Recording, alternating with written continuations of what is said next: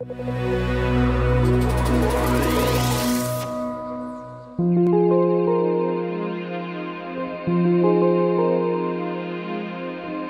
tema es teoría y práctica sobre el cálculo de la indemnización por despido. ¿Por qué teoría y práctica? No resisto la tentación de citar a Kant cuando, en torno al tópico, tal vez no sea correcto en práctica, o mejor dicho, tal vez eso sea correcto en teoría, pero no sirva para la práctica. Kant decía, se denomina teoría incluso un conjunto de reglas prácticas, siempre que tales reglas sean pensadas como principios con cierta universalidad y, por tanto, siempre que hayan sido abstraídas de la multitud de condiciones que concurren necesariamente en su aplicación. Por el contrario, no se llama práctica a cualquier manipulación, sino aquella realización de un fin que sea pensada como el cumplimiento de ciertos principios presentados con universalidad. Por muy complejo, salta a la vista que entre la teoría y la práctica se requiere aún un término medio como enlace para el tránsito de la una hacia la otra. Pues al concepto del entendimiento, concepto que contiene la regla, se tiene que añadir un acto de la facultad de juzgar por medio del cual el práctico distingue si algo cae bajo la regla o no. Y como por otra parte, para la facultad de juzgar no siempre se pueden dar reglas conforme a las cuales tenga que regirse en la subsunción, porque se daría un regresus in infinitum, puede haber teóricos que nunca en su vida serán capaces de convertirse en prácticos, porque carecen de la facultad de juzgar. Tal es el caso, por ejemplo, de médicos o juristas que han hecho bien sus estudios, pero no saben cómo han de conducirse a la hora de dar un consejo.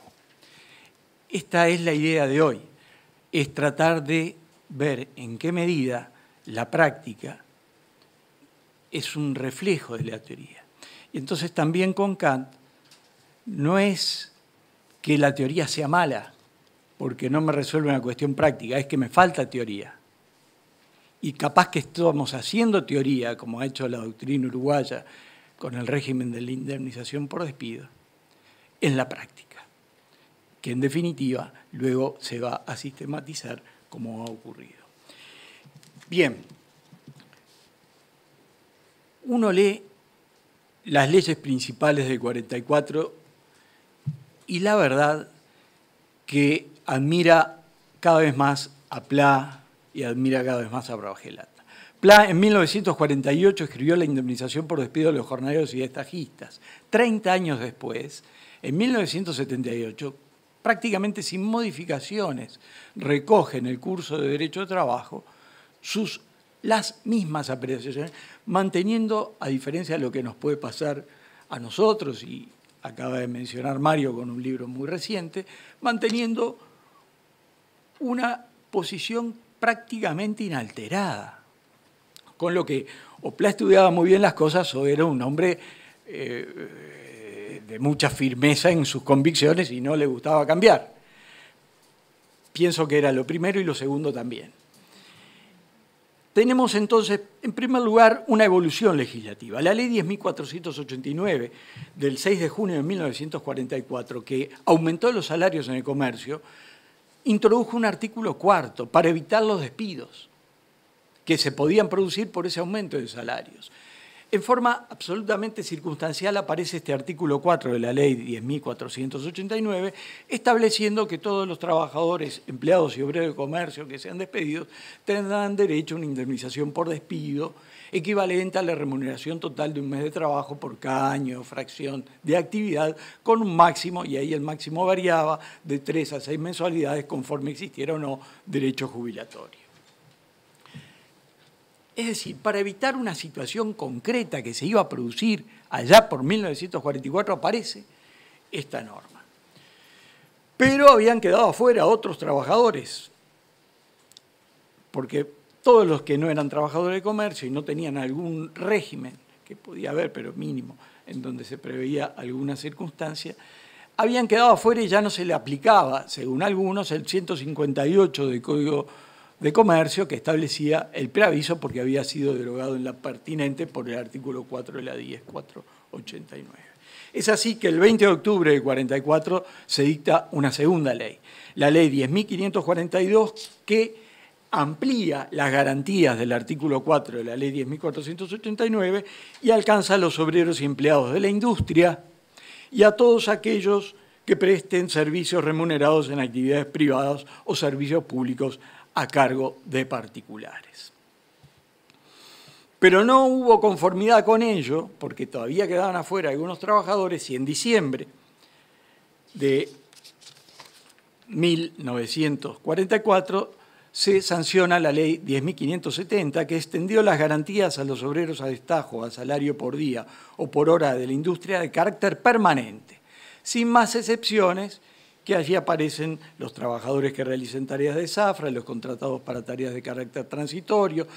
Mencionaba a los obreros a domicilio, que en la ley posterior del año 66 quedaron alcanzados, y establecía una cuarta excepción que era referida a los obreros a jornal que no lleguen a computar 240 jornadas durante el año inmediato anterior al despido o en cada uno de los años de actividad del periodo considerado para graduar la indemnización.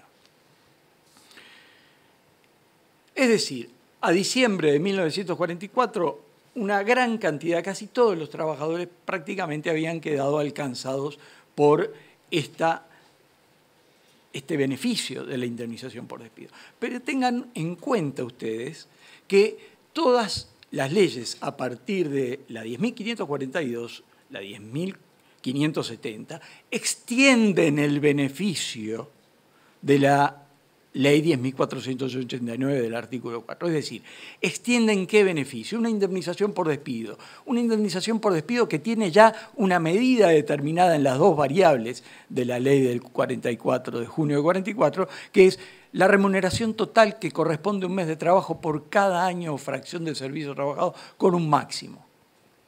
Un máximo que el decreto ley 14.188 llevó a 6 mensualidades.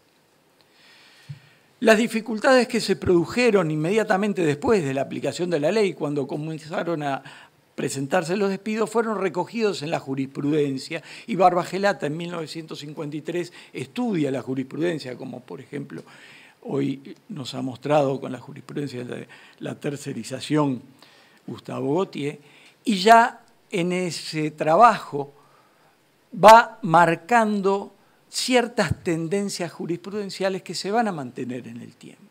Y prácticamente muchas se mantienen. Pero también van apareciendo las dificultades y diferencias que había, por ejemplo, sobre cuál era el ámbito de aplicación de la ley del 10.489 y de la ley 10.570, porque había dificultades en su inteligencia, con posiciones divergentes entre la de Pla, por ejemplo, y la posición de Barbagelata.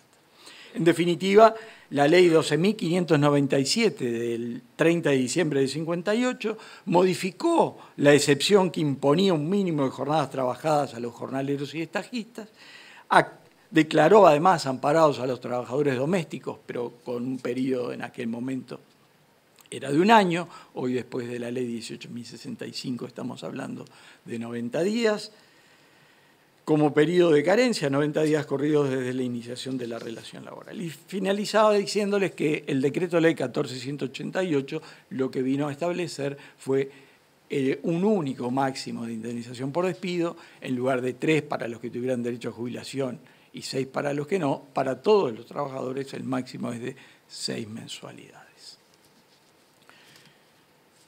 ¿Cuál es el ámbito de aplicación de la ley? Los trabajadores incluidos son todos los empleados y obreros del comercio y de la industria y todos aquellos que presten servicios remunerados en actividades privadas, servicios públicos a cargo de particulares, salvo que se encuentren expresamente excluidos o que se trate de trabajadores amparados en otros beneficios.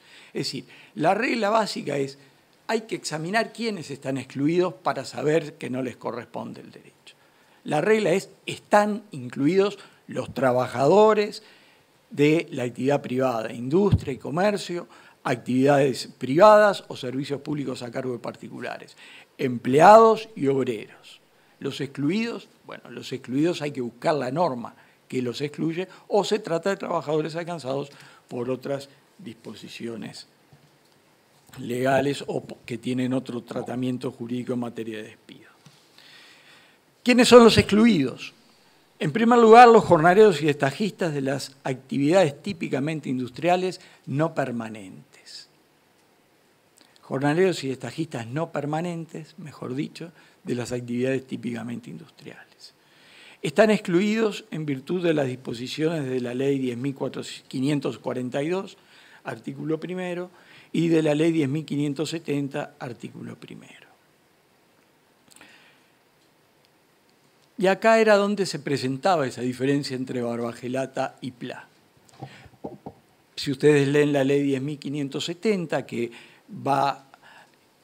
viene a ser el cierre casi del último grupo que estaba excluido, habla de los jornaleros y estajistas de las actividades típicamente industriales que tengan carácter de permanentes.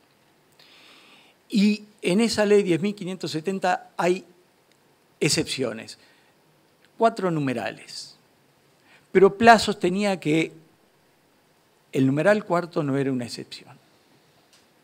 Es decir, en el numeral cuarto en realidad se establecían las condiciones mínimas para considerar a un obrero como de carácter permanente.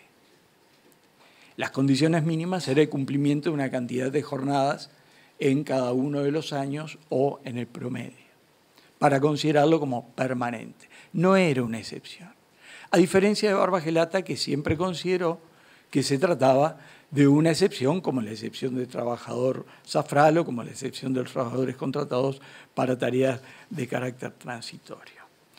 En la jurisprudencia y en la práctica, el numeral cuarto de la Ley 10.570 se consideró una excepción. Entonces, ¿cuándo estamos frente a trabajadores no permanentes? Y ya desde los inicios de la aplicación de la Ley 10.570, la jurisprudencia calificaba como no permanentes aquellos trabajadores que estuvieran vinculados por un contrato con una determinada modalidad a término. Un trabajador, por ejemplo, como era el trabajador suplente que sustituía a un trabajador enfermo hasta que el trabajador enfermo se curara y volviera a su trabajo. El trabajador entonces sería permanente cuando, y acá podremos decir en carácter general, mantuviera una relación de trabajo o tuviera un contrato de trabajo de duración indeterminada o indefinida.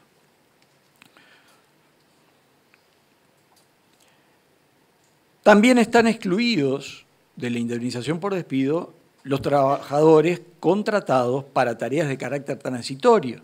Y acá hay una diferencia que hizo notar la jurisprudencia en los inicios también. No son trabajadores con contratos transitorios, sino son trabajadores contratados para tareas de carácter transitorio.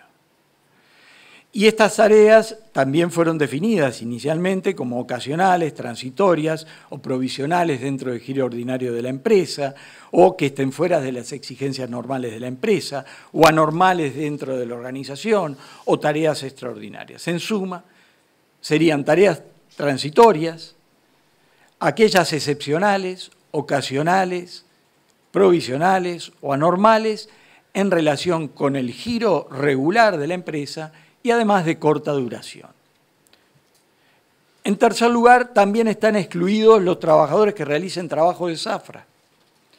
Esto es, aquellos trabajadores que trabajan durante una cierta parte del año, que así se define la zafra, en actividades que se repiten periódicamente todos los años en la misma época. Y ahí tenemos las trabajadores de zafra en la actividad rural, o las zafras en la actividad rural, la zafra del arroz, hasta 1991 estaba la zafra de la remolacha, o tenemos trabajos estacionales, cuando en el turismo aparece la zafra en las actividades turísticas en verano. Los trabajadores que realicen trabajos de zafra quedan al margen del régimen de indemnización por despido, pero naturalmente esto no quiere decir que si el trabajador termina su vínculo antes de que termine la zafra por razones ajenas a la finalización normal, no tenga derecho a una indemnización. También se ha planteado en la jurisprudencia la situación de aquellos trabajadores que repiten anualmente las zafras, y hay jurisprudencia que ha considerado, siguiendo a la tesis de Ferrari, que estaríamos frente a un contrato de trabajo de duración indefinida, pero de ejecución discontinua. No es acompañada la jurisprudencia desde siempre por la Suprema Corte de Justicia, que consideró que en todos los casos los trabajadores contratados para tareas de zafra no tienen derecho a la indemnización por despido, y también algún tribunal de apelaciones o alguno de los tribunales de apelaciones de trabajo. De manera que si el asunto llega a la Suprema Corte de Justicia, en la Suprema Corte de Justicia excluyen a los trabajadores contratados para tareas de zafra, aun cuando tengan 20 zafras en la empresa.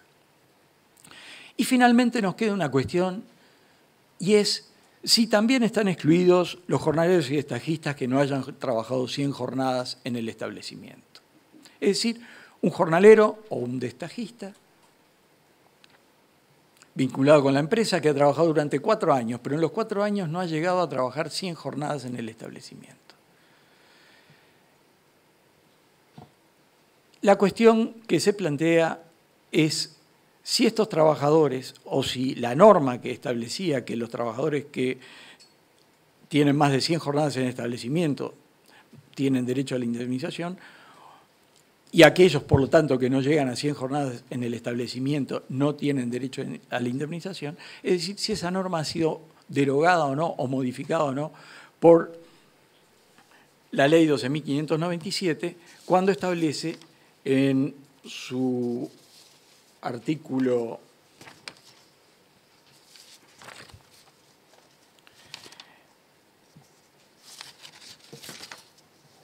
en el artículo tercero, que las fracciones de año se computarán a razón del salario de 2 días cada 25 trabajados, aunque la fracción no llegue a 100 jornales. Barbagelata siempre sostuvo que esta norma había eliminado un periodo de carencia, y por lo tanto en las fracciones de años, fuera que la fracción se computara porque la relación se inició al inicio del año y finalizó antes de terminar el año, o porque la relación se inició a mediados de año y finalizó al culminar el año, esta norma establecía que los trabajadores iban a tener derecho a 2 jornales de indemnización cada 25 trabajados, y por lo tanto había derogado el periodo de carencia. Tan es así que en el libro sobre normas laborales que el grupo de Barbagelata publicó allá por los 80, no figuran puntos suspensivos donde tendría que estar el párrafo o inciso cuarto de la ley 10.572. Perdón, cuarto digo bien, de la 10.570. En definitiva, la cuestión es, si los trabajadores no trabajaron 100 jornadas en el establecimiento, ¿tienen derecho a la indemnización por despido o no lo tienen? Barbagelata sostuvo que no, también lo sostuvo en su oportunidad Grab, considerando que ni siquiera un trabajador que hubiera trabajado 24 jornadas en establecimiento perdía el derecho a la indemnización, 25 jornadas en establecimiento perdía el derecho a la indemnización. Entonces, la cuestión en la jurisprudencia, sin embargo, se resolvió a favor de la posición que siempre mantuvo Pla Rodríguez, y es que el trabajador que no trabajó 100 jornadas en el establecimiento no tiene derecho a ninguna indemnización. Por aplicación de otras disposiciones legales están excluidos, por ejemplo, los trabajadores cardíacos, siempre que se cumpla con los requisitos para la contratación de estos trabajadores. Es decir, los trabajadores cardíacos despedidos no tienen derecho a la indemnización por despido en virtud de la Ley 11.781, entre otras normas. ¿Cuáles son los criterios para determinar el régimen de indemnización por despido a partir de la existencia de 2 grandes sistemas? dos grandes sistemas que se van desarrollando precisamente en función de las leyes 10.489, 10.542, 10.570 fundamentalmente. El criterio, creo que la doctrina en general coincide en ello, es la determinación de si se trata de trabajadores mensuales o trabajadores jornaleros. Pero no es un criterio puro. Vean ustedes. De acuerdo con la ley 10.489, tienen derecho a un mes de indemnización al jornal total correspondiente a un mes de trabajo por cada año o fracción los empleados y obreros del comercio mensuales. Los empleados y obreros de la industria mensuales. Los empleados y obreros de actividades privadas o servicios públicos a cargo de particulares. Y acá no se distingue si son mensuales o jornaleros. Por lo tanto, acá puede haber jornaleros que tienen el régimen de los mensuales. ¿Quiénes quedan alcanzados por el régimen de indemnización de los trabajadores jornaleros? Los empleados y obreros a jornal o destajo del comercio de carácter permanente. Los obreros destajistas o jornaleros de establecimientos típicamente industriales, que también tengan carácter permanente. Es decir, cuando hablamos de los dos regímenes, nos vamos a encontrar que todavía tenemos que examinar alguna situación donde pueda haber un trabajador que no sea mensual, pero que le corresponda al régimen de los mensuales. De todas maneras, en la doctrina y también en la jurisprudencia, prácticamente se ha pasado por alto que ha quedado algún jornalero en el régimen de los mensuales. Y se distingue lisa y llanamente entre mensuales y jornaleros. Tomemos el primer sistema, trabajadores, que podríamos llamar la indemnización por despido de los mensuales. ¿Quiénes son o cuáles son los trabajadores comprendidos? Empleados y obreros del comercio, mensuales. Quedan al margen los empleados y obreros destajistas o a salario por día, que ya vemos van a entrar en el régimen de los jornaleros o destajistas. En segundo lugar están comprendidos los obreros y empleados de la industria, mensuales.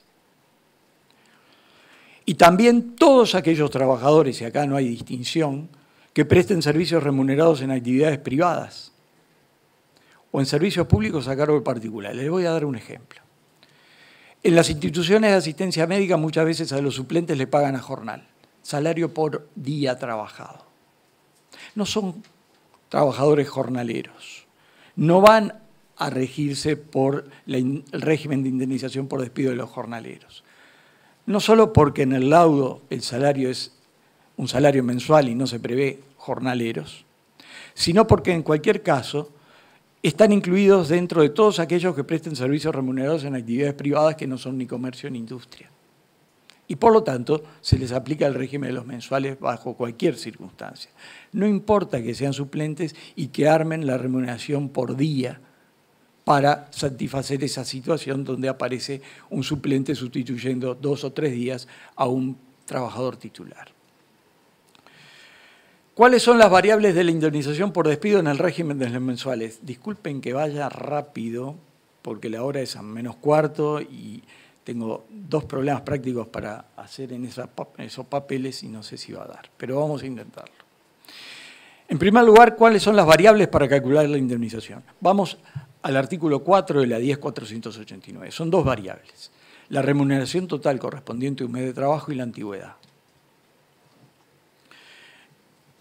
Primera variable, ¿qué consideramos remuneración total correspondiente a un mes de trabajo? Desde los inicios de la aplicación de las leyes de despido, la remuneración total correspondiente a un mes de trabajo fue no solamente el sueldo, que es la remuneración normal que se paga a los trabajadores mensuales, sino también todos aquellos beneficios de naturaleza salarial que acrecían al sueldo, a veces con alguna duda sobre algún beneficio. Pero vean ustedes que si vamos al decreto del año 44 que reguló las leyes del año 44, el decreto del 10 de noviembre de 1944, se refiere a que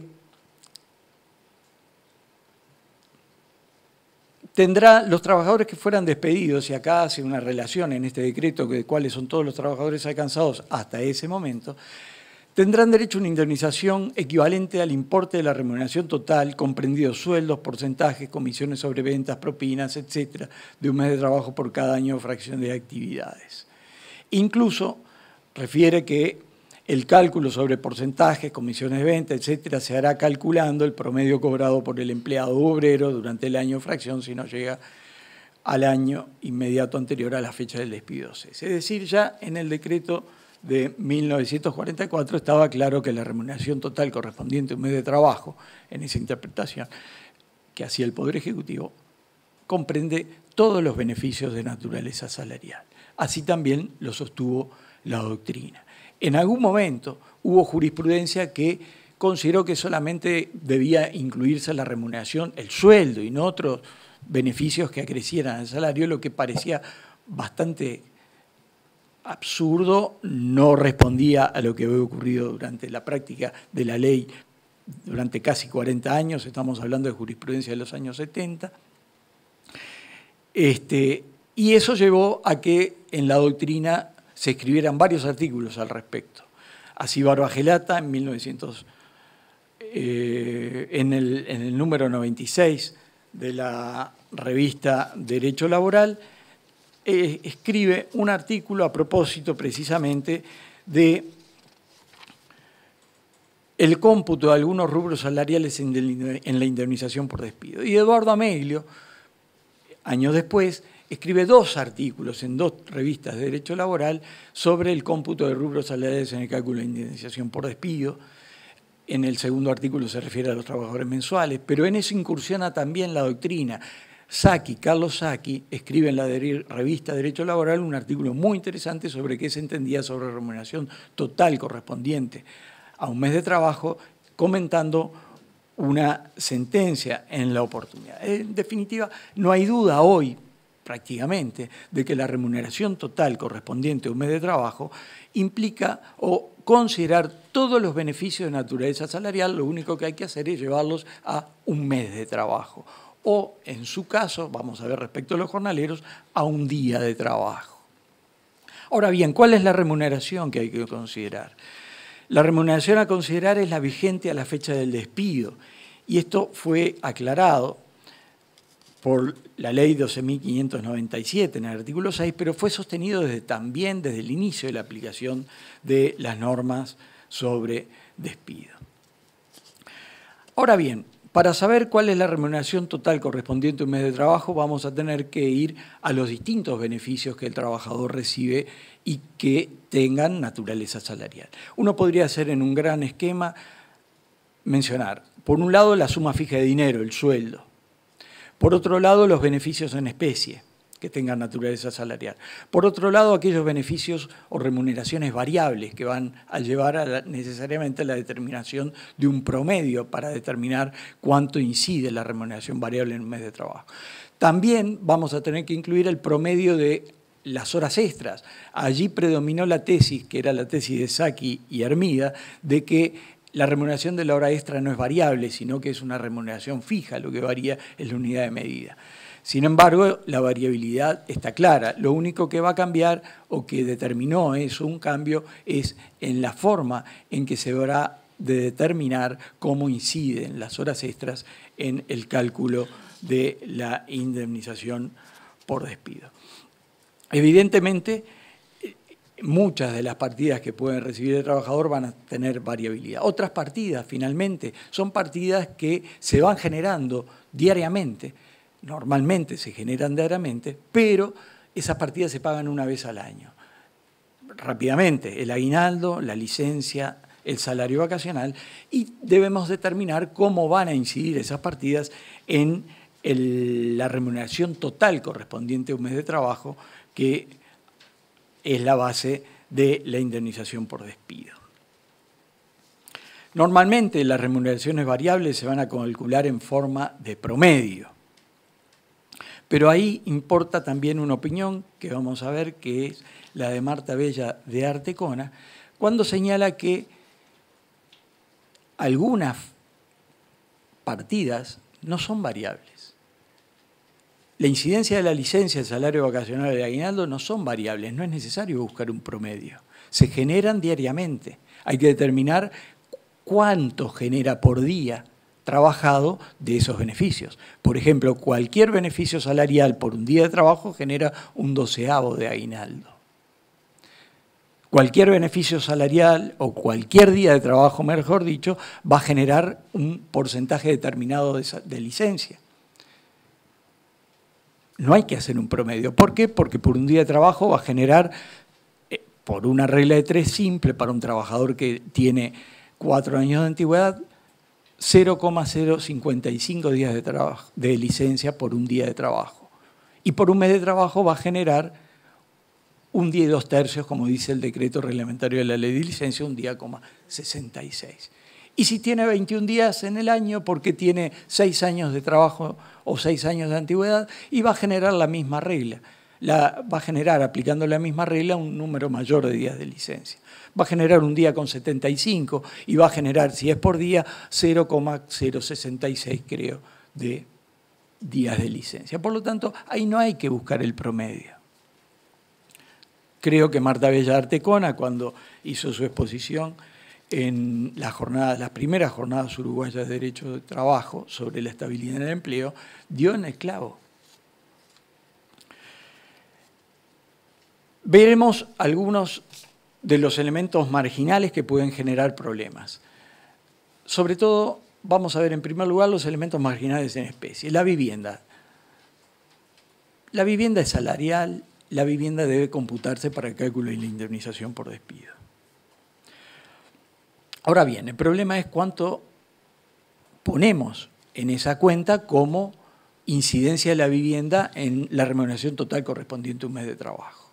Deberíamos determinar cuál es la ventaja económica que recibe el trabajador por ese beneficio de naturaleza salarial, en la medida en que aquello que no sea una ventaja económica para el trabajador no va a tener naturaleza salarial. Entonces, ¿cuál es la ventaja económica para el trabajador de tener una vivienda que se la da el empleador?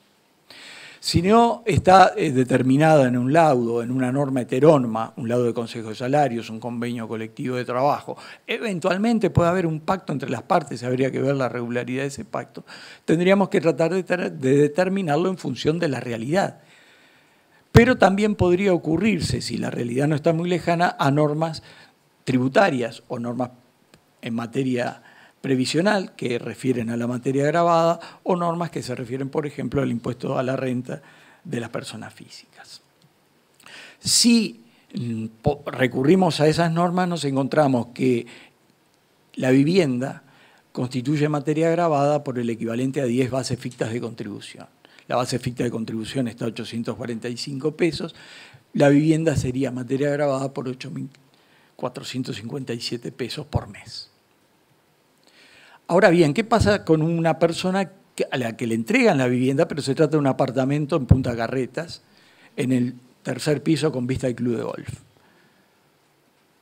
Cuando el empleador le ponga 8.457 pesos en la base de cálculo de la indemnización por despido de este gerente internacional que vino a radicarse allí, evidentemente va a haber un lío. Y los abogados no nos vamos a poner de acuerdo, porque el trabajador va a pretender que vaya por el valor real, que podría, por ejemplo, ser el alquiler de plaza de una vivienda con ese tipo de comodidades. Entonces, como ustedes ven, pueden quedar situaciones y van a quedar situaciones donde la práctica va haciendo la teoría. Otro beneficio es la alimentación. Sin duda que el beneficio de alimentación tiene naturaleza salarial. En algunos lugares el beneficio de la alimentación es propio de la actividad rural, por ejemplo. En la práctica de hoy, el beneficio de alimentación ha servido para, a través de tickets, aumentar el salario. Y eso nos lleva a un problema importante, porque si bien es un beneficio en especie, cuando se usa para aumentar salario, y esta es una digresión, cuando se usa el ticket de alimentación para dar un aumento de salario, no lo vamos a incluir en el aguinaldo porque sea ticket de alimentación. Cierro la digresión porque lo dejo planteado como una situación a discutir. Pero en definitiva, ¿cuánto es el valor de la alimentación? Si le dan la alimentación en especie, bueno, tendremos que ver en definitiva, el costo en el mercado de los bienes que se le entregan al trabajador para que él se haga con los elementos que le entregan, la alimentación, la comida, lo que fuere. Si les dan los tickets de alimentación por días trabajados para que el trabajador no realice aportes a la seguridad social, tomaremos en cuenta el valor del ticket por días trabajados por los días habitualmente trabajados por el trabajador mensual, lo que nos llevaría a determinar, bueno, cuánto trabajó en el año este mensual, en definitiva, por mes, calculando todos los días trabajados en el año dividido los 12 meses del año, para saber cuánto es el valor del ticket de alimentación por mes. Si no, hay ya una idea normal de que le dan siempre la misma cantidad por mes. La vestimenta también es la vestimenta puede ser un beneficio salarial cuando no se agotan las necesidades de servicio.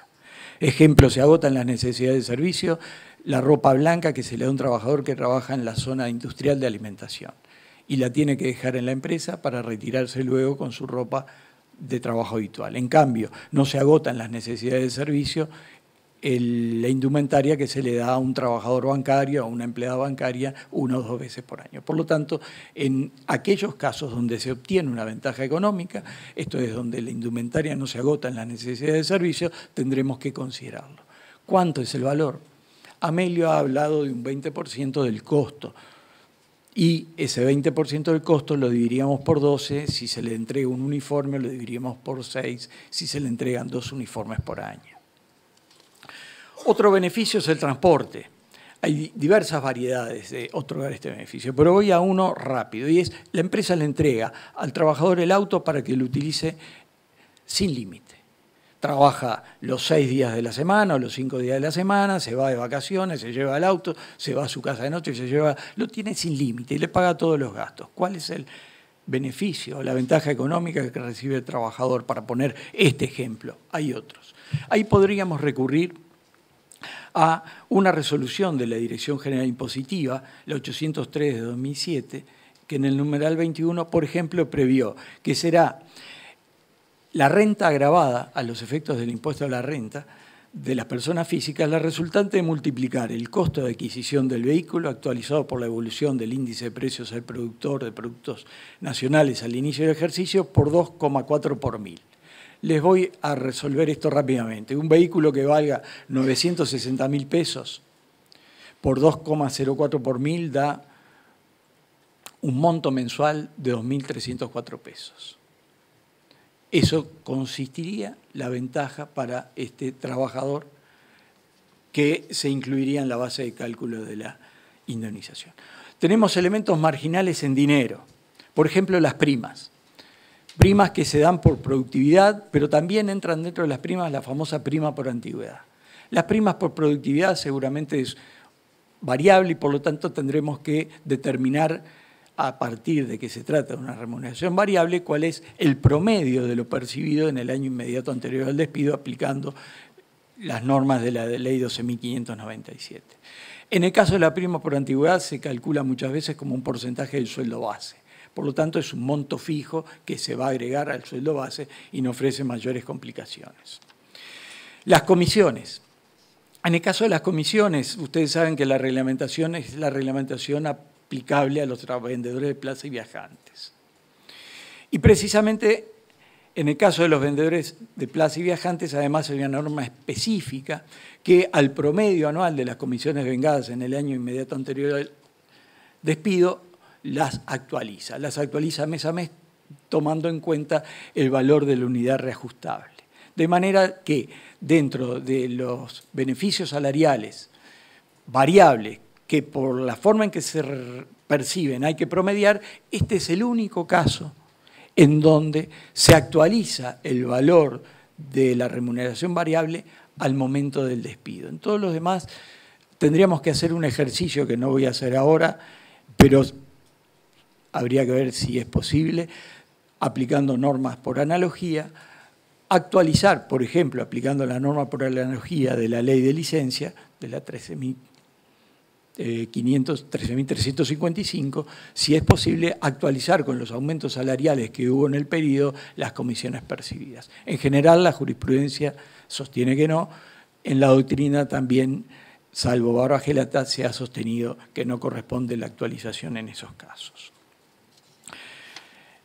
Las propinas. También aquí tenemos un beneficio de naturaleza salarial. Tendríamos que tratar de determinar cuál es el monto real de propina que recibe el trabajador mensualmente. Si ello no es posible, habría que recurrir o a laudos de los consejos de salarios o a convenios colectivos y, por último, podríamos recurrir a las normas en materia gravada para contribuciones especiales de seguridad social. Por ejemplo, en el caso de algunos trabajadores, mozos de establecimiento de gastronomía, mozos de plaza, recepcionistas, conserjes, personal de pista de estaciones de servicio, etcétera, se fija en un monto mensual de 3 bases fictas de contribución. Es decir, la propina se consideraría como un beneficio por un monto de 2.536 pesos mensuales. Aparecen los viáticos. Aquí el tema parece resuelto en general cuando se dice, bueno, los únicos viáticos que se consideran salariales son los viáticos sin rendición de cuentas. Los viáticos con rendición de cuentas no constituyen salario. Yo creo que no es así.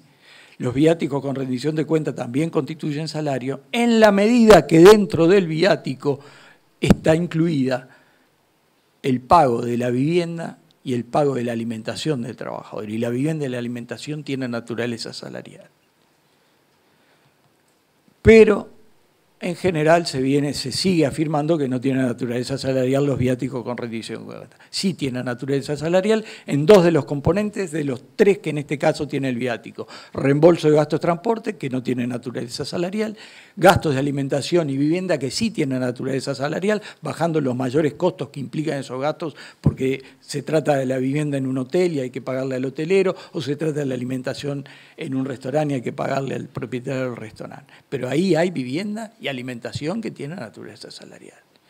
Y lo mismo pasa con el viático sin rendición de cuenta, en donde además de esos 2 beneficios de vivienda y alimentación hay un tercer beneficio de naturaleza salarial, que sería el eventual ahorro que pueda hacer la persona cuando le dan una suma fija de dinero y no la gasta toda y se guarda la diferencia.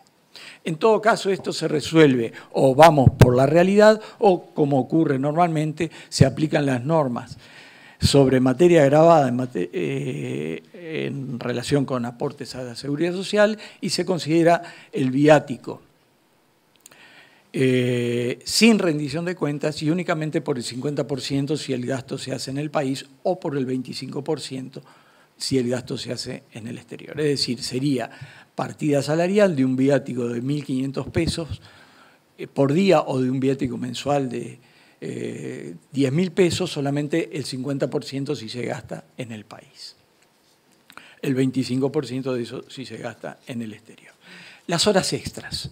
No hay lugar a duda que las horas extras integran la base de cálculo. Integraron desde prácticamente los inicios, salvo algunas sentencias en el medio que la excluían o exigían la normalidad o permanencia, que no tenía sentido exigir, las horas extras integran la base de cálculo. La cuestión es cómo se determina la incidencia en un mes de trabajo de las horas extras realizadas por el trabajador. Y eso fue resuelto en realidad para el caso de la licencia del salario vacacional, o mejor dicho, la incidencia de las horas extras en la licencia del vacacional, pero no fue resuelto en relación con la incidencia de las horas extras en el despido. Pero se pronunció la ley porque se trata, dice, de una partida fija y el tratamiento que le dio para calcular las incidencias en la licencia del salario vacacional siguió los criterios de Sacchi y de Hermida y no el criterio de Abellarte-Cona sobre su carácter variable. De manera que podemos aplicar, por analogía, las disposiciones de la ley de licencia y de la ley de horas extras y su decreto reglamentario en relación con la incidencia de las horas extras en la licencia del salario vacacional. Esto es, tomamos el total de horas trabajadas en el año de fracción inmediato anterior al despido y lo dividimos por los meses efectivamente trabajados en ese periodo. La ley habla de días efectivamente trabajados en ese periodo, pero creo que podemos dividirlo sin problema por los meses efectivamente trabajados. Pero no voy a considerar efectivamente trabajado 12 meses. ¿Por qué? Porque en el mes en que sale de licencia, si ocurre dentro del año inmediato anterior al despido, no trabaja todo el mes y le estamos retaseando la incidencia de las horas extras en la indemnización por despido de este trabajador si dividimos por 12. Vamos a tener que dividir por un poquito menos, 11 1/3. presumiblemente. Me dirán, bueno, pero esto es discutible. Bueno, entonces lo vamos a tener que hacer dividido por los días trabajados, efectivamente, y después hacer otra cuenta para ver cuántos días efectivamente trabajó en el año, para luego llevarlo a un mes. Bueno, en fin, no son problemas fáciles, pero a mi modo de ver tenemos que tratar de resolverlo en el sentido de que encontremos una solución lo más adecuada a la legislación y lo más adecuado al sentido, que es la búsqueda de la remuneración real. Los quebrantos de caja. También deben incluirse los quebrantos de caja, pero solamente por la parte que el trabajador recibe efectivamente. No deben incluirse, no deberían incluirse aquellas partidas del quebranto que efectivamente van a indemnizar un quebranto que tuvo el trabajador en el manejo de dinero.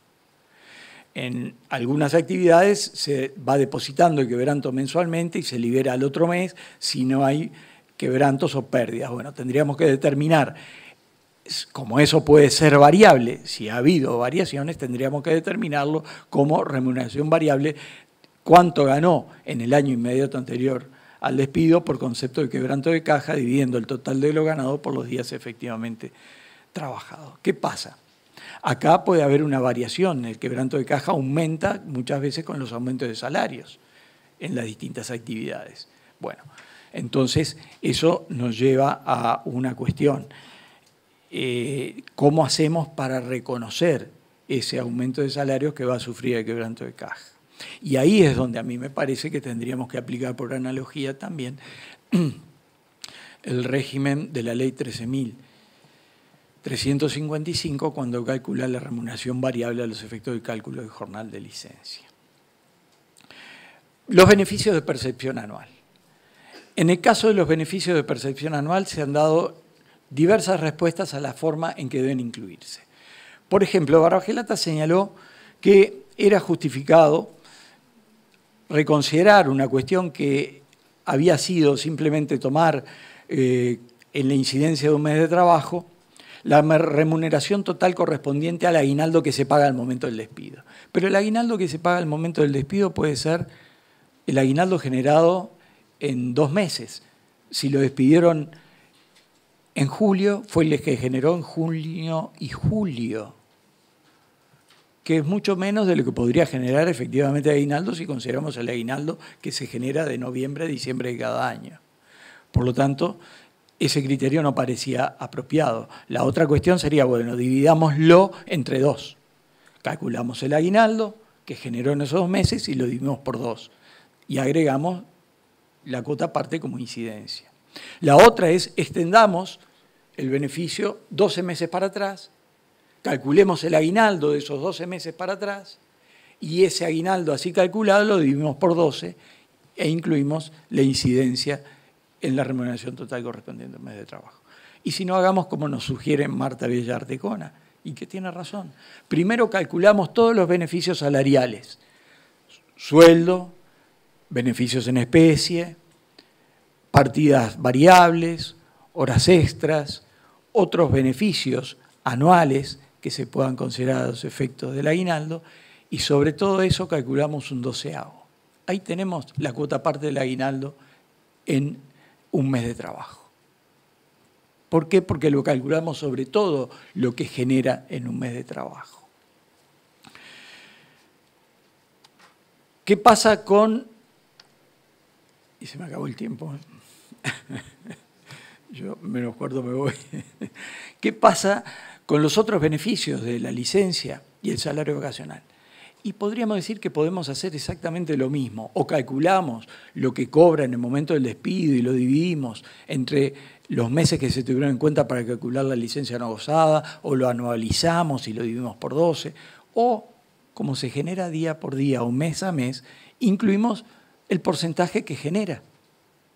Entonces, ¿cuántos días de licencia se generan en un mes de trabajo? Un día con 66. Muy bien, ese día con 66, ¿por qué lo tengo que multiplicar? Por el jornal de licencia, que va a resultar de dividir el sueldo por 30, de encontrar el jornal de la remuneración variable siguiendo los criterios de la ley del 66, etcétera, etcétera, y el resultado lo voy a multiplicar por 1,66 y lo voy a agregar al monto de la remuneración de un mes. Y el salario vacacional, y sigo el mismo criterio, o hago los promedios anuales o el promedio del último tiempo trabajado en que se genera el aguinaldo, lo que fuere, o lo que hago es simplemente determinar cuánto genera de salario vacacional en un mes de trabajo.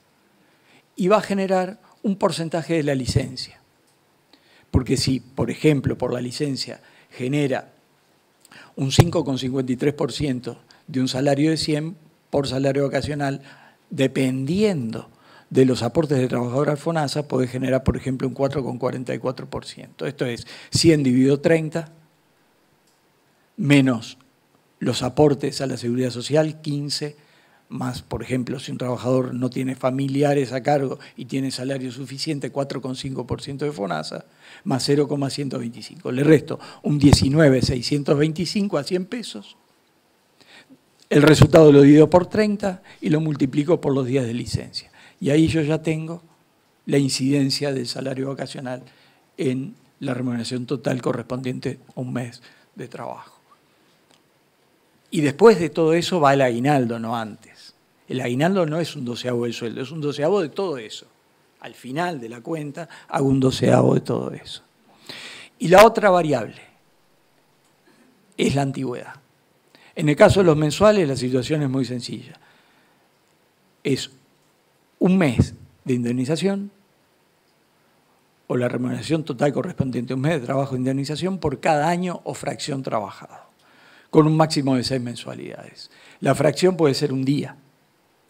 Así, si se hace un contrato de trabajo sin duración determinada y no se establece un periodo de prueba y lo despiden al día siguiente, ese trabajador tiene derecho a un mes de indemnización por despido. ¿Está claro?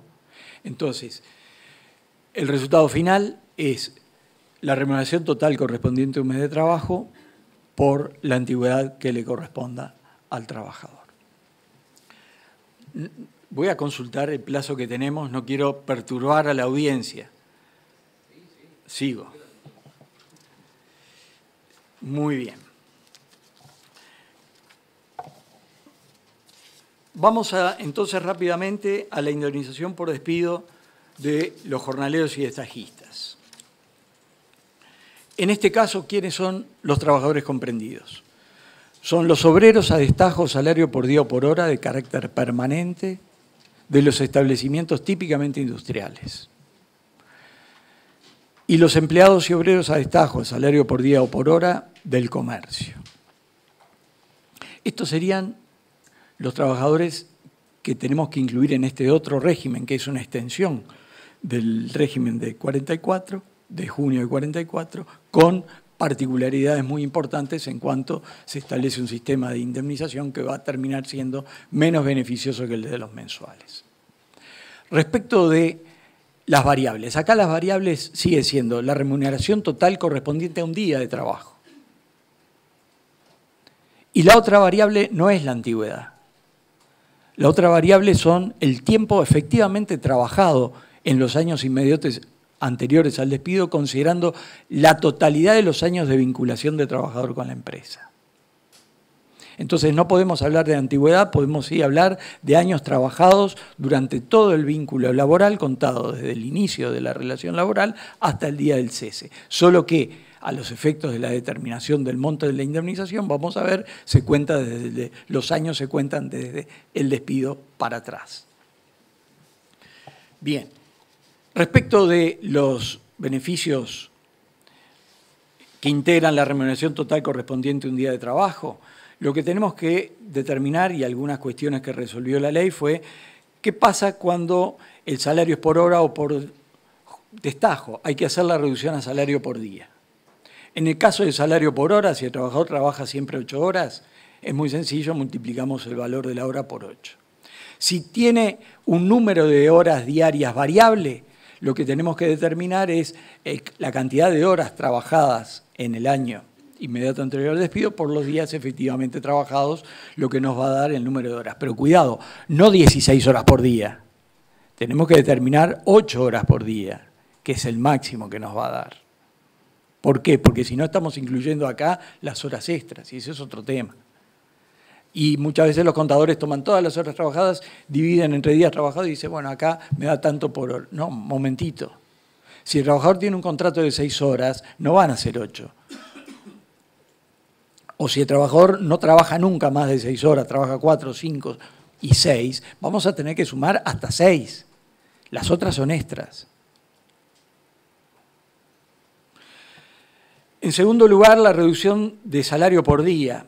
En el caso de los destajistas, se hace tomando el destajo percibido en el año inmediato anterior al despido en la fracción dividido los días efectivamente trabajados. Eso nos va a dar lo que gana por día a título de destajo. Y aquí viene el otro tema. La variable salarial, ya la vimos, es llevar a días, en lugar de tomar en cuenta 12 meses, vamos a tomar en cuenta 300 días. ¿Por qué? Porque cada mes, a los efectos de la indemnización por despido de los jornaleros, equivale a 25 jornadas. De manera que en un año tenemos 300 jornadas. Para llevar a días tenemos que llevar, en definitiva, aquellos beneficios, por ejemplo, que se generan superando el día, lo tenemos que llevar a un solo día de trabajo. Vamos a ver. Ahora, en cuanto a las jornadas trabajadas. En primer lugar, se considera trabajada una jornada aunque el trabajador no trabaje 8 horas. Basta que trabaje 1 hora para que esa sea una jornada trabajada. En segundo lugar, hay jornadas en las que no trabaja y que, sin embargo, la ley considera como efectivamente trabajadas cuando el trabajador recibe su remuneración total o parcial en días en que no trabaje, por accidente de trabajo, enfermedad profesional, vacaciones anuales o feriados pagos. Esto de acuerdo al artículo 9 de la ley 12.597. Y también los días de licencia por enfermedad, de acuerdo al decreto ley 14.407, que establece que esos días se van a considerar como días trabajados a los efectos de los beneficios de la seguridad del derecho de trabajo, excepto licencia y vacacional. Ahora bien, ¿y los demás? El descanso del jornalero del comercio, que comienza el sábado. El sábado lo vamos a considerar día trabajado, porque trabajó 4 horas. De manera que, cuidado, el descanso del jornalero que no vamos a contar va a ser el domingo si tiene un régimen de 36 horas consecutivas de descanso. Y otros días que no están taxativamente establecidos por la 12.597, en el que los que no trabaje no los vamos a computar. La posición de Barbagelata era la contraria. Barbagelata entendía que no era taxativa y que, por lo tanto, en la medida en que el trabajador percibiera la remuneración, teníamos que computar ese día que percibió la remuneración, aunque no esté previsto efectivamente en la ley 12.597. No ha sido la posición que ha predominado en la doctrina. En cuanto al periodo a considerar, decíamos, a los efectos de determinar la indemnización tenemos que considerar todos los años de trabajo, desde el inicio de la relación hasta la finalización. Barbagelata dice, y creo que ahí sí con razón, bueno, pero en la medida en que dentro de todos estos años encontremos los mejores y con eso lleguemos al máximo de indemnización, ya está. Así sea, años saltados. Pasamos del primero al tercero, del tercero al quinto, y en 6 de los 10 años de trabajo encontramos los 150 jornales de indemnización, con lo que no tenemos que tomar necesariamente los últimos 6 trabajados. En cuanto al monto de la indemnización y su límite, aquí tenemos, hasta la ley 12.597 existía la indemnización normal, que era la indemnización que genera el trabajador que trabaja en cada año de trabajo 240 jornadas, y por lo tanto por cada año de trabajo va a generar 25 jornales de indemnización. También dentro de la indemnización normal tenemos lo que se llamaba la indemnización promedial, es decir, si bien en algunos años no llega a trabajar 240, pero en otros años trabaja más de 240, hacemos el promedio considerando todos los años trabajados, y si el promedio nos da 240, le corresponden 25 jornales de indemnización en cada año, aún en aquellos en que no haya llegado a 240. Y finalmente tenemos la indemnización por despido parcial, de la que hasta la ley 12.597 habían quedado excluidos aquellos trabajadores que no habían trabajado 240 jornadas, aunque hubieran trabajado más de 100. Ahora, con la ley 12.597 llegamos a la indemnización por despido parcial y es en aquellos casos en que el trabajador no llega a 240 jornadas en cada uno de los años del periodo considerado, tendrá derecho a la indemnización de 2 jornales de indemnización cada 25 jornadas trabajadas en las que no alcancen los 240 jornadas, siempre y cuando, en la posición mayoritaria, ese trabajador haya trabajado más de 100 jornadas en el establecimiento.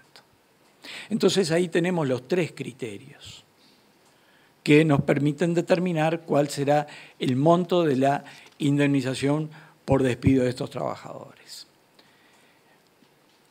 Y finalmente, para terminar este aspecto muy rápido, la indemnización por despido lleva un recargo de 1% mensual, de acuerdo al artículo 8º de la ley 12.597, cuando las indemnizaciones por despido sean pagadas mediante sentencia ejecutoriada, serán aumentadas con un recargo de un 1% mensual desde el despido hasta el pago de la indemnización. Nunca se reclama. Les aviso que nadie lo reclama, porque no sé qué pasó, nos olvidamos de que esta disposición existe. Segundo, también se le aplica desde la exigibilidad la multa del 10%, prevista por la ley 18.572. Tercero, se aplica desde la exigibilidad la actualización de las obligaciones en caso que se demande judicialmente el pago de la indemnización. Y cuarto, se aplica desde la exigibilidad el interés del 6% anual. ¿Y cuándo es exigible el pago del despido? Es exigible el día del despido. No hay un plazo de 10 días. No se establece en ninguna norma un plazo de 10 días para pagar el despido. El despido es exigible el día en que se produce. La indemnización por despido es exigible el día del despido. Y no es aplicable el artículo del Código Civil que dice que si no hay un plazo convencional o si no es por un plazo esencial se tendrá 10 días para pagar. No, no hay 10 días para pagar. Atención. ¿Por qué? Porque así como se corre a partir del día siguiente al despido de prescripción, corre desde el día siguiente al despido la actualización, los intereses y también la obligación de pagar. Esa es la fecha de exigibilidad. Si esa no fuera la fecha de exigibilidad, ¿cómo puede decirse que hay que reajustar el despido desde la fecha del despido hasta la fecha del pago? Es porque la fecha de exigibilidad es esa. Entonces, cuidado donde se dice que hay 10 días para pagar. No, no hay 10 días para pagar el despido. A mi entender. Les voy a poner en la pizarra, no les voy a poner un problema, voy a ir a la pizarra y voy a hacer uno solo de los 2 que tenía planeado hacer, que es una indemnización por despido de un trabajador, un jornalero que ingresa el 1 de febrero del 10, egresa el 31 del 3 del 16. Jornal, 800 pesos. Un ticket de alimentación, no la hice muy complicada por la hora. Un ticket de alimentación diario de 150 pesos.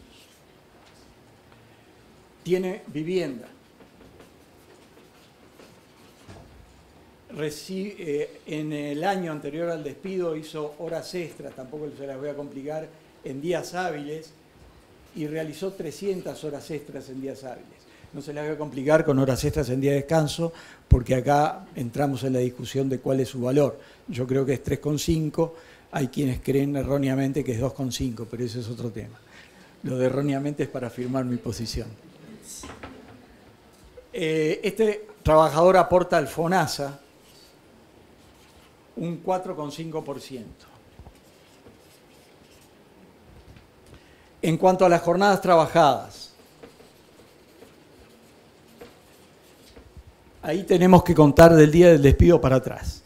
Entonces, fue despedido el 31 de marzo del 16 y vamos hasta el 1 de abril del 15.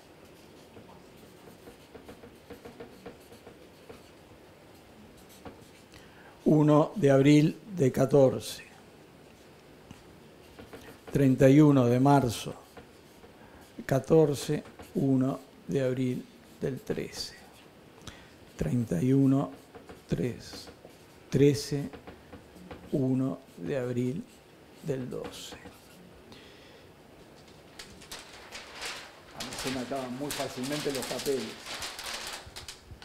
1, 31 de marzo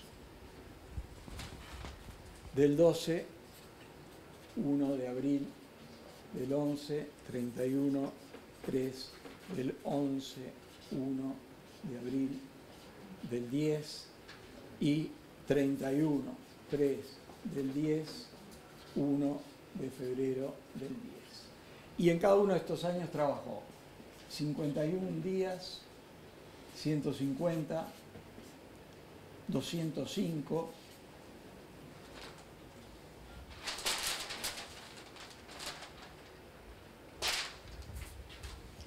en el año anterior del despido 200, 250, 260, 215, de manera que esos fueron el tiempo trabajado. Bien, ¿cuál es la indemnización por despido? En la próxima me traen la respuesta. Bueno, vamos a hacer la indemnización por despido. Y acá tenemos una cuestión. Vamos a ver cuántos jornales de indemnización tiene este trabajador. Lo primero es empezamos por la última parte, la variable jornales trabajados. ¿Cuántos tiene? Y bien, acá tenemos que la ley nos dice que en aquellos años donde trabajó 240 jornadas o más, tiene 25. De manera que ya resolvemos la cuestión acá y acá. Acá tiene 25 en cada uno de estos años. El promedio no nos da. El promedio da menos de 240 jornadas. Por lo tanto, en los demás años que aparecen acá, tenemos que determinar cuántos jornales le corresponde. Y acá tenemos dos posibilidades. Una que es más favorable al trabajador que otra. La menos favorable es decir que le corresponden 2 cada 25 y que los restos los eliminamos. Bien, vamos a 2 cada 25. Multiplicamos por 0.08 y ahí tenemos 16. Hacemos la misma multiplicación y acá tenemos un tema. ¿Qué pasa si divido 215? Entre 25 lo multiplico por 2. No me va a dar un número justo, me va a dar una fracción. Me va a dar 17,2. ¿Qué hacemos? 2 cada 25 me da 16. O 2 cada 25 y seguimos la regla de 3 hasta los restos. E incluimos los restos. ¿Por qué excluirlos? Porque dice 2 cada 25 y no dice 1 cada 2,5. Bueno, me parece un pie de letrismo excesivo, pero en la práctica se excluyen los restos. Yo creo, siguiendo en esto el criterio de Barbagelata, que si bien el trabajador jornalero ya está perjudicado por la forma de calcularlo, no veo razón por qué no hacer la regla de 3 e incluir los restos. En caso que no incluyamos los restos, tendríamos 16 jornales de indemnización. En caso de incluirlos, 17,2.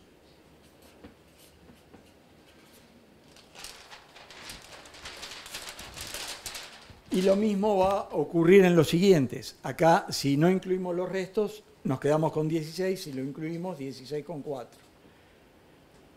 Acá vamos a tener 12 jornales y acá vamos a tener 4 jornales. El total de jornales de indemnización, incluyendo los restos, son 115 jornales con 6. Si no incluimos los restos, nos va a dar 114. Es mínima la diferencia, pero ¿por qué sacarse? En muchas empresas, en la industria de la construcción lo hacen con restos muchas veces. Bien, y ahora ya recordamos que tenemos 114 jornales de indemnización. ¿Y por cuánto lo vamos a multiplicar? Lo vamos a multiplicar por el jornal de indemnización que le corresponde a esta persona, a este trabajador. Y vamos a tener un jornal de 800 pesos. La vivienda. Acá podemos aplicar el ficto de vivienda. Vamos a suponer que es una vivienda razonablemente dada al trabajador, no es una vivienda excesiva, muy cara, y el ficto de vivienda serían 10 bases fictas de contribución. 8.455 pesos con 70. Entonces, tenemos 8.455 con 70. Esto es lo que genera o tiene como beneficio por todo un mes. ¿Por cuánto lo dividimos para incluirlo en el jornal? ¿Por qué? ¿Se va 5 días del mes para otro lado? ¿Le hacen abandonar la vivienda? No, por 25 no. Si la mantiene todo el mes. Esta sería una hipótesis donde hay que dividir por 30, no por 25. Él no se va 5 días, me echaron, vuelvo a los 5 días. No. Entonces yo creo, me parece que lo razonable es dividir por 30, porque el beneficio lo mantiene incluso días en que él descansa, aunque no cobre el descanso. Bueno, indirectamente por la vivienda cobraría parte del descanso. Y acá estoy agregando 281.856. Recuerden que tenemos que ir hasta los centésimos, recién al final redondeamos. El promedio de las horas extras. ¿Cuánto es de horas extras trabajadas por esta persona? Y en el último año hizo 300 horas extras y trabajó 200 días. Por lo tanto, el promedio diario de horas extras son 1 hora y media, 1,5 de horas extras. El valor de la hora extra. El valor de la hora extra surge de dividir el sueldo entre las horas, el jornal entre las horas trabajadas por día. 100 pesos vale la hora. 800 dividido 8, 100 pesos la hora. ¿Cuánto es el recargo? El 100%. El recargo son 100 pesos. ¿A qué se suma el recargo? Al valor de la hora en días hábiles, que es 100 pesos. Por lo tanto, si a 100 pesos le sumo 100, la hora extra vale 200. Por eso, la hora extra en día de descanso vale 350. Porque el valor de la hora extra de trabajo en día común es doble. El recargo es un 150% sobre el valor simple. Si la hora de trabajo en día de descanso vale 200, la hora normal, y la hora simple en día de descanso, en día hábil, vale 100, el recargo de 150 sobre 100 son 150 pesos. Si el recargo lo sumo al valor de la hora en día de descanso, vale 350 la hora extra en día de descanso. Pero no viene al caso. Entonces, acá, ¿cuánto es la hora extra en día de descanso? La hora extra en día de descanso, perdón, la hora extra de este trabajador en día hábil, dijimos que es 1 hora y media por 200 pesos, de manera que vamos a agregar 300 pesos. Y luego tenemos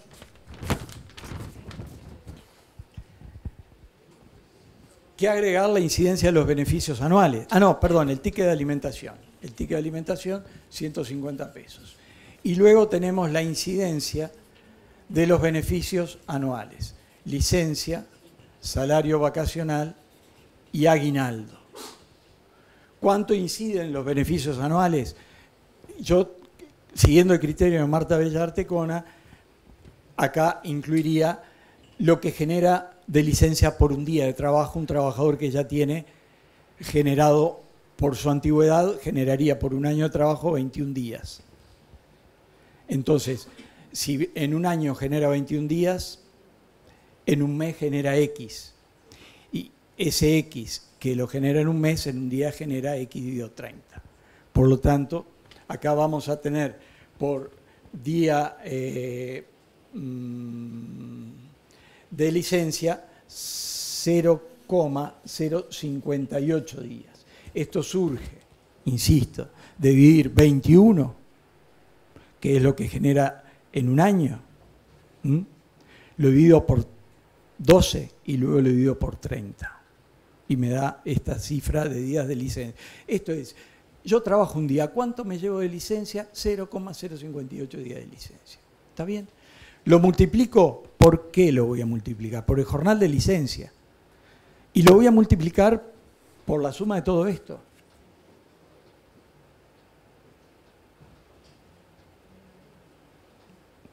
¿Están de acuerdo? Es decir, ¿cuál es el jornal de licencia de este trabajador? El jornal de licencia se va a componer con el jornal, y acá viene la cuestión, ¿va la vivienda también? ¿Cómo no? Si la vivienda la tiene en el día que trabaja, pero ese día genera otro beneficio, a cuyos efectos va en la base de cálculo de la vivienda, porque ese otro beneficio lo generó ese día que tenía la vivienda.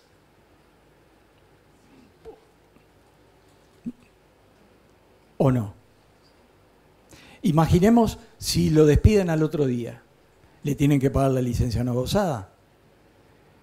Y como no va a tener la vivienda, no tienen que incluir en la base de cálculo la vivienda para calcular la licencia no gozada. ¿Y por qué no la voy a incluir acá? ¿Me explico? Es decir, en definitiva, si yo no la incluyo acá, quiere decir que tampoco se la voy a incluir si es licencia no gozada, que fue lo que generó. Él generó 0,058 y no la va a gozar ese día. Es discutible. Yo lo incluiría y en ese caso estaríamos poniendo 88, jornal más vivienda, más horas extras, más ticket de alimentación, que también, bueno, lo recibe, pero va al mismo criterio, se liquida por el salario en dinero para el cálculo de la licencia no gozada, más ticket de alimentación, esta suma la multiplico por 0,058 y la incidencia de la licencia son 88 pesos 847.